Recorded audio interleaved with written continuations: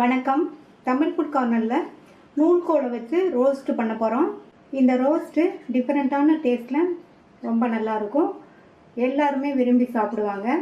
எப்படி பண்ணுறதுன்னு பார்க்கலாம். இது வரைக்கும் நம்ம சேனலை சப்ஸ்கிரைப் பண்ணாதவங்க சப்ஸ்கிரைப் பண்ணிவிட்டு பக்கத்தில் உள்ள பெல் பட்டனை கிளிக் பண்ணிக்கோங்க.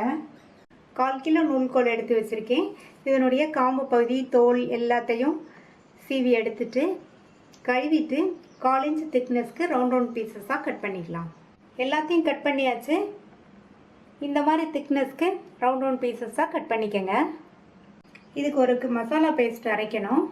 இந்த மிக்ஸர் ஜாரில் 1/4 கப் போல் புதினா இலைகள், கொஞ்சமாக கறிவேப்பிலை இலைகள், 1/2 டேபிள் ஸ்பூன் கட் பண்ண இஞ்சி, 5 பெரிய பூண்டு, 1 பச்சை மிளகாய், 7-8 சின்ன வெங்காயம், 1/4 மூடி லெமனை பிழிஞ்சு விட்டுக்கலாம்.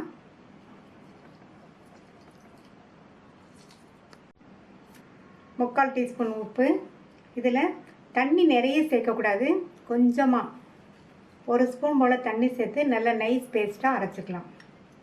கட் பண்ண அந்த நூல்கோல் பீசஸை இந்த அகலமான பாத்திரத்தில் சேர்த்துட்டு இது கூட இப்போ அரைச்ச இந்த புதினா விழுதை சேர்த்துட்டு அடுத்து 1/4 டீஸ்பூன் மஞ்சள் தூள், 1/2 டீஸ்பூன் கரம் மசால் தூள், 1/2 டீஸ்பூன் மல்லித்தூள், 2 டீஸ்பூன் தனி மிளகாத்தூள். 2 டீஸ்பூன் கரெக்டாக இருக்கும். நீங்கள் உங்கள் காரத்துக்கு தகுந்தபடி சேர்த்துக்கோங்க. கூடவே 1/2 டேபிள் ஸ்பூன் கார்ன்ஃப்ளவரும் 1/2 டேபிள் ஸ்பூன் அரிசி மாவும் சேர்த்துக்கலாம். கலந்து விட்டுக்கலாம். எல்லா பீசஸ்லேயுமே சேர்த்த மசாலா தூள், புதினா விழுது, இந்த மாவு எல்லாம் கோட்டாகிற மாதிரி நல்லா கலந்து விட்டுக்கணும். நல்லா கலந்து விட்டாச்சு. மசாலா எல்லா காய்களிலையுமே நல்லா கோட்டாயிடுச்சு. மூடி வச்சிடலாம். ஒரு 10 நிமிஷம் அப்படியே இருக்கட்டும். நூல்கோல் பீசஸ் 10 நிமிஷமாக மசாலாவில் நல்லா ஊறிடுச்சு. அதை இப்போ ரோஸ்ட் பண்ணணும். 1/4 கப் எண்ணெயை இந்த பேனில் சேர்த்துருக்கேன். இது நல்லா சூடாகட்டும். எண்ணெய் சூடாயிடுச்சு. ஒவ்வொரு பீசஸாக எடுத்து எண்ணெயில் வச்சிடலாம்.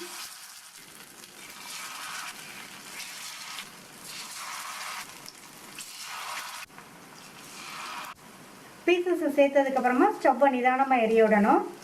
உடனே பிரட்டி விட வேண்டாம். கொஞ்சம் நேரம் அந்த சைடு ஃப்ரை ஆனதுக்கப்புறமா பிரட்டி போடணும்.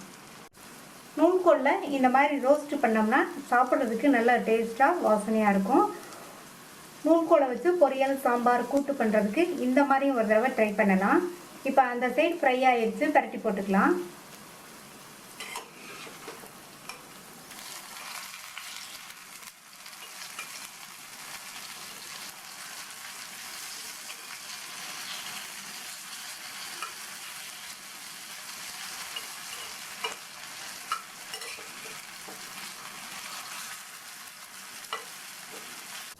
இந்த மசாலாவில் புதினா, கறிவேப்பிலை, இஞ்சி, பூண்டு இதெல்லாம் சேர்த்துக்கிறதுனால அந்த இஞ்சி, பூண்டு, புதினா ஃப்ளேவரோட சாப்பிட்றதுக்கு ரொம்ப நல்லாயிருக்கும்.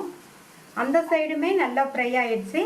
நிதானமான தீயில வச்சு பொறுமையாக ஃப்ரை பண்ணி எடுத்தோம்னா நல்லா சூப்பராக டேஸ்ட்டாக இருக்கும். வெளியில் நல்லா மொறுமொறுப்பாக இருக்கும். காயும் நல்லா வெந்து சாஃப்டாக இருக்கும். இதை ஒரு டிஷ்யூ பேப்பரில் எடுத்து வச்சிடலாம்.